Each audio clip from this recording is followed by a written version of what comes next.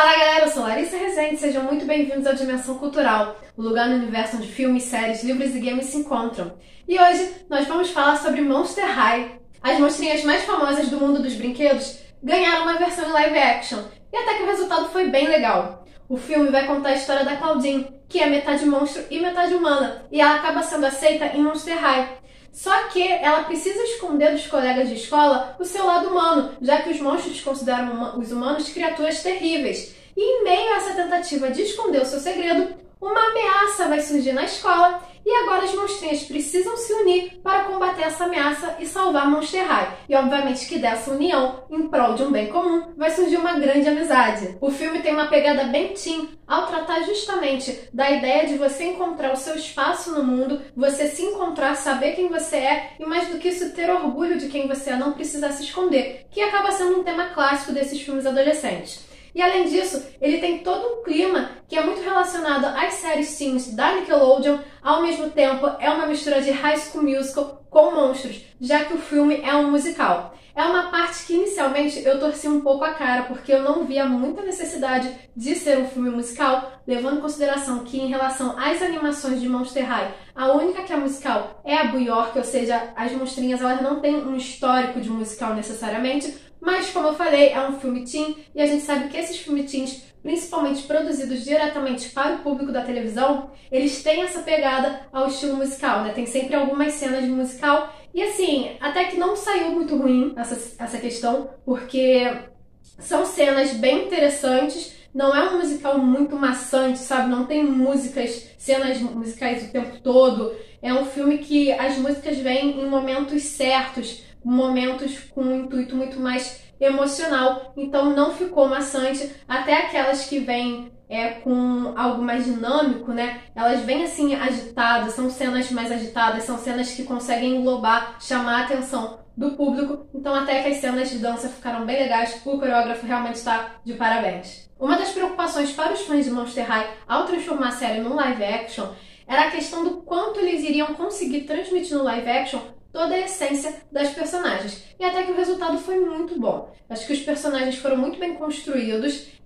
Alguns personagens vão ter algumas modificações, algumas adaptações nas suas histórias. Então, assim, vai trazer um certo estranhamento. Por exemplo, o fato da Claudine ser metade humana e metade monstro traz um incômodo, porque a gente sabe que a origem dela não é assim. Ao mesmo tempo, é compreensível ter essas adaptações, porque além de ser uma mídia diferente das originais, o filme, né, o live action, ele veio para anunciar o terceiro lançamento de Monster High, né? As monstrinhas elas vão ser relançadas em brinquedo, mas com um designer diferente. Então, obviamente, quando a Mattel faz esse relançamento, muda um pouco a origem das personagens, né?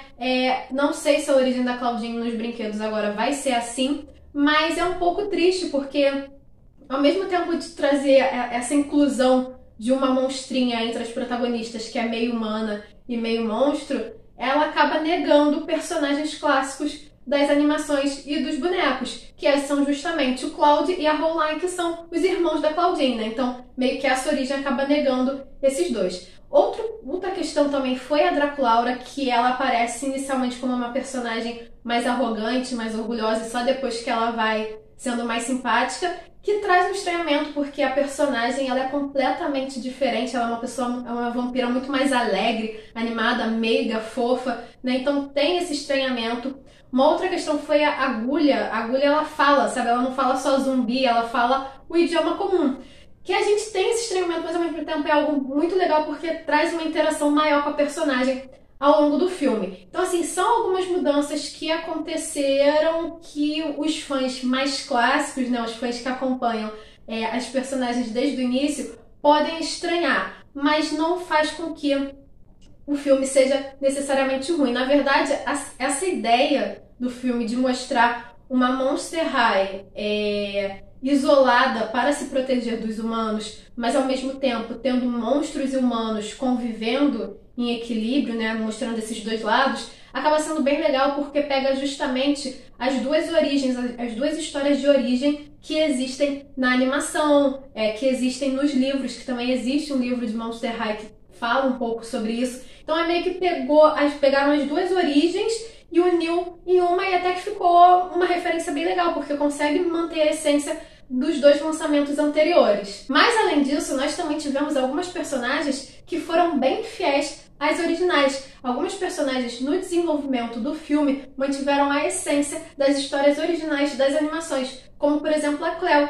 que tá uma personagem bem arrogante, bem ao estilo Abelha Rainha, e não só a sua personalidade, mas toda a caracterização, ela tá bem característica realmente de como era a nossa querida rainha aí do Egito. Além disso, a agulha ficou muito legal, né? Apesar dela não falar zumbi, ter essa diferença, a caracterização dela também ficou muito show. E a Frank é uma das mais fofas, porque realmente ela manteve a essência de ser uma monstrinha criada há apenas 15 dias, né? Ela tem apenas 15 dias de idade, então ela tá conhecendo o mundo, ela ainda não sabe muito bem as coisas, ela não sabe como fazer amizade, ela não sabe como mexer no celular, ela não sabe como bater palmas, né? E essa questão do high five tipo, muito legal na série, muito legal no filme, né? Então traz toda uma essência nesse estilo. Então ficou muito legal essas personagens. E aí a gente tem um assunto polêmico, né? Na verdade, um assunto polêmico para alguns fãs, porque ao longo desses meses a Paramount Plus e a Nickelodeon fizeram muita promoção, muita divulgação desse filme, e principalmente mostrando como é que seria a aparência do elenco, né? Como é que seria a aparência das personagens. E aí algumas pessoas começaram a criticar, dizendo que a aparência delas estava muito exagerada, estava muito caricata, né? Mas assim, gente, as personagens em si, tanto as bonecas quanto os desenhos, elas são caricatas, elas são exageradas, né? Uma é verde, a outra é azul, a outra é rosa, e elas têm uma personalidade muito ao estilo fashion, então elas usam roupas mais extravagantes, uma maquiagem mais forte. Então, para você adaptar isso para um live action e ser uma adaptação fiel, o elenco também tem que ter essa aparência caricata. Então, assim, eu curti muito o visual delas, porque tá muito igual mesmo às originais. E eu acho que isso não tem o porquê reclamar, sabe? Eu acho que ficou um ponto muito positivo. Na verdade, é algo que faz com que a gente consiga identificar ainda mais que está se tratando de Monster High, é justamente como é que elas foram caracterizadas. De uma forma geral, o filme é muito legal, ele mantém toda a essência de Monster High, é aquilo que eu falei, tem uma união das diversas origens das monstrinhas, incluindo essa origem nova que vai vir com o relançamento da linha das bonecas. Tem algumas diferenças que, para os fãs que acompanham os personagens desde o início, que estão acostumados com o estilo, pode ser que eles achem estranhos, né? Algo que me incomodou um pouco foi o fato da Laguna não estar azul, né? Ela tá numa cor mais pro salmão, mas aí eu lembrei que com o relançamento a boneca também mudou um pouco a sua coloração, então foi algo também para identificar. Eu acho que é um filme que traz um anúncio muito maior desses relançamentos, né? Traz esse peso, essa referência dessa nova coleção do que das coleções anteriores, mas eu achei muito legal que traz referências das coleções anteriores, sabe? Manteve a essência, não foi algo completamente novo, né? E algo muito legal também foi a questão da própria escola estar viva. Eu achei muito legal essa ideia de que a escola também é um monstro, né? Tem essa vibe monstruosa, e também de manter o estilo dos desenhos, né? Tipo, os armários no corredor em formato de caixão, esse tipo de coisa que é o que caracteriza Monster High. Então, assim, o filme, obviamente, lembrando que é um filme para televisão, então com um orçamento menor, e um filme teen, para um público muito mais juvenil. Então traz uma narrativa um pouco previsível em alguns momentos, mas é porque faz muito parte desse estilo teen de produzir um filme, né? Então, assim, o filme é muito bem feito, é muito legal. E não é ruim, né? Na verdade, se o fã for com o coração aberto, entender que algumas coisas, alguns detalhes das personagens mudaram, mas aceitar essas mudanças, vai conseguir aproveitar o filme, vai conseguir ver que é um filme bom, com uma história bem interessante, uma história até que pode trazer uma expansão do universo de Monster High para o cinema, uma possível sequência, né? E vai conseguir reconhecer que as personagens clássicas que tanto amamos estão lá. E vocês, já assistiram a Monster High o filme? O que acharam? Acham que é um filme promissor para uma sequência? Deixe a opinião de vocês aqui nos comentários e não se esqueça de curtir esse vídeo e de se inscrever no canal para continuar acompanhando as nossas aventuras. Nos vemos na próxima!